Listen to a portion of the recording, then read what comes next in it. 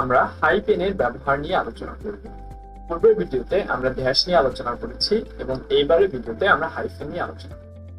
Hyphen হচ্ছে কিছুটা ছোট এবং ড্যাশ হচ্ছে প্রায় তার দ্বিগুণ।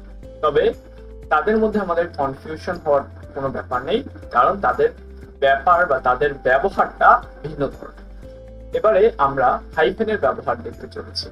সো হাইফেন প্রথমত যে কাজটা করে সে হচ্ছে কম্পাউন্ড মডিফায়ার তৈরি করে। সো কম্পাউন্ড মডিফায়ার কি? কম্পাউন্ড মডিফায়ার বলতে বোঝাচ্ছে যেটা যোগ করে দুইটা অথবা অনেকগুলো শব্দকে এবং একটা সিঙ্গেল অ্যাডজেক্টিভ হিসাবে কাজ করে। অর্থাৎ দুই তিনটা শব্দকে যোগ করেও একটা সিঙ্গেল অ্যাডজেক্টিভ হিসাবে যখন কাজ করে তখন সেটাকে কম্পাউন্ড মডিফায়ার বলা হচ্ছে। আমরা জানি অ্যাডজেক্টিভ অবশ্যই নাউনকে মডিফাই করে। এখানে অ্যাক্টর হচ্ছে নাউন এবং অ্যাক্টর সম্পর্কে তথ্য দিচ্ছে ওয়েল নন। এখানে তাই ওয়েল নন হচ্ছে অ্যাডজেক্টিভ হিসাবে কাজ করতেছে। এখানে ওয়েল এবং নন দুইটি আলাদা শব্দ, কিন্তু এই দুটাকে একত্রে আমরা হাইফেনের মাধ্যমে কানেক্ট করেছি, যেটা কিনা একটা সিঙ্গেল অ্যাডজেক্টিভ হিসাবে কাজ করতেছে।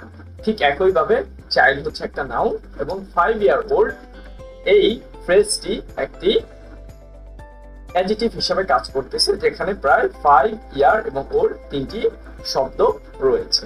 সো এটা হচ্ছে হাইফেনের একটি গুরুত্বপূর্ণ কাজ। হাইফেন যে দ্বিতীয় আরেকটি গুরুত্বপূর্ণ কাজ করে থাকে সেটি হচ্ছে বাক্যের মধ্যে কনফিউশন দূর করতে সাহায্য করে। এখানে আমি দুটি বাক্য লিখে রেখেছি যেটার প্রায় সিমিলার, শুধুমাত্র এই হাইফেন ছাড়া এদের মধ্যে তেমন কোনো পার্থক্য নেই। যেমন আমি বললাম I am going to the post office celebration, এবং আরেকটা বললাম I am going to the post hyphen office celebration. So দুইটার মধ্যে কনফিউশন জাগছে, এই দুইটা দিয়ে কি এক কথা বোঝাচ্ছে নাকি এক কথা বোঝাচ্ছে না, এটা দিয়ে আমি যখন বলবো I am going to post office celebration, এর মানে হচ্ছে পোস্ট অফিসের অর্থাৎ পোস্ট অফিস নিজের একটা সেলিব্রেশন হচ্ছে, সেই সেলিব্রেশনে আমি যাচ্ছি। যখন আমি হাইফেন দিয়ে বললাম I am going to post office celebration, এর মানে হচ্ছে পোস্ট অফিসের মধ্যে একটা সেলিব্রেশন হচ্ছে এবং ওই সেলিব্রেশনে আমি যাচ্ছি। সো শুধুমাত্র একটা হাইফেনের মাধ্যমে আমরা আমাদের বাক্যে যে কনফিউশন আছে সেটা দূর করতে পারি।